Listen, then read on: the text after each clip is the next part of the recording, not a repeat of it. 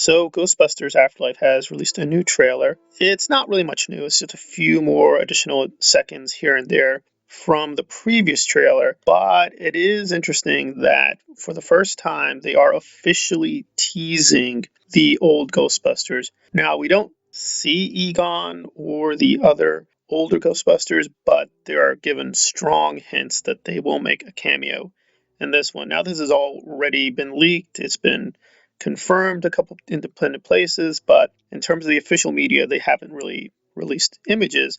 And this one does not show them, but you get the hints. It does show that they're going all in on nostalgia, and the reviews overall are pretty strong.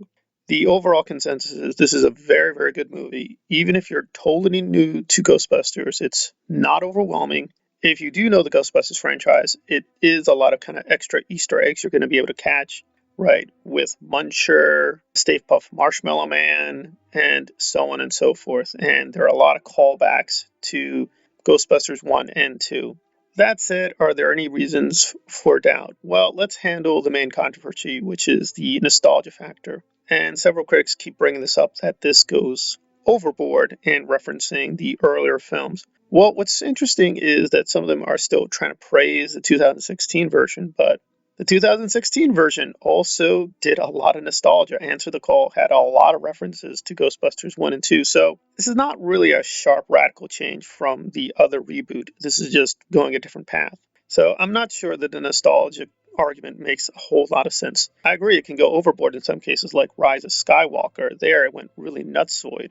Probably the scene that really showed just how ridiculous it got. This one where Chewie got a medal, and I was beyond confused. I'm like, what is this about? And then I had to look it up and say, oh yeah, he didn't get a medal in the first film, so that's. And I'm like, who noticed or who cared about that, and how did it have any real consequences for the story? But apparently somebody noticed, and they were like, hey, let's give the Chewie fans that little moment. I'm a Chewie fan. I was beyond puzzled. I didn't even care. So yeah, in those cases, nostalgia is really pointless, and it's just a marketing gimmick. Here, I don't think you can say that. Now, is this still going to be a good story? Is it still going to be a good movie?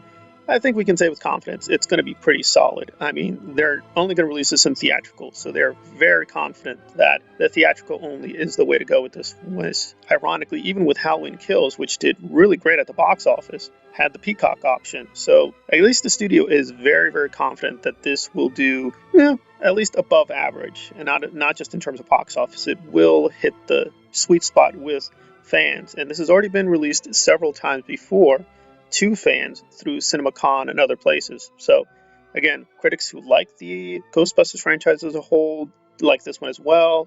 Even critics who are not big Ghostbusters people think it was pretty good. So again, a lot of actual fans on Twitter were able to see this. So overall, it's pretty strong endorsement from critics and fans. So I imagine it probably will be good. Again, the people who don't like it are really just a minority of critics, and I understand their point, but I just don't think it's valid. I think, especially this new trailer, it's fairly balanced. It doesn't go overboard. Yes, there are a lot of references, but I think for what it's trying to be, right, passing on to a new generation, the Ghostbusters legacy, I think it was fairly balanced. I think it did a pretty good job. So I'm very hyped.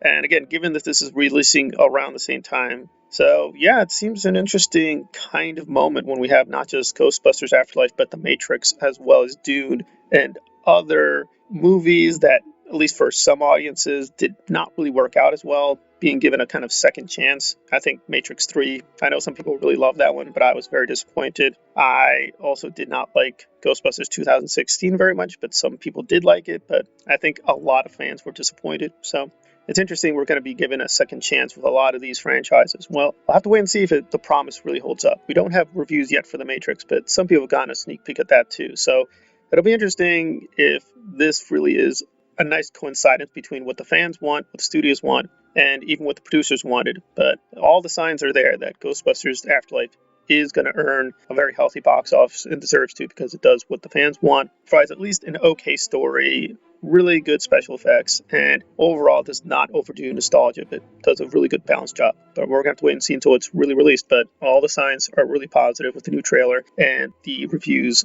online and Twitter remarks from fans. If you're a Ghostbusters fan, it's a lot of reasons to be hopeful. Thanks for listening.